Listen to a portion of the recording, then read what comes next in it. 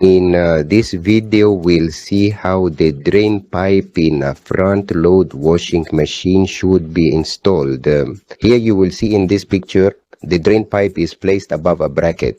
It has been clipped, meaning it has been fixed here, where you see this red circle. Never remove the drain pipe from here.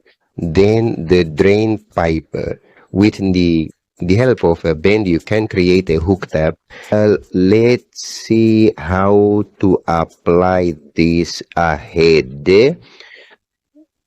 Here you can see that we have hooked the drain pipe on top of the last series of the U-bend. So this is used for easily hanging the drain pipe for fastening. You can see in this picture, the height of the drain pipe should be equal to the height of the washing machine. It should not be installed higher than that. Here you will see the height of the washing machine matches the height of the drain web, and it has been hooked inside the drain. Never let the pipe of a front load washing machine flat on the ground. Otherwise, all the water will drain out of the washing machine. Machines can also make errors. Keep this thing in mind because you have to do it.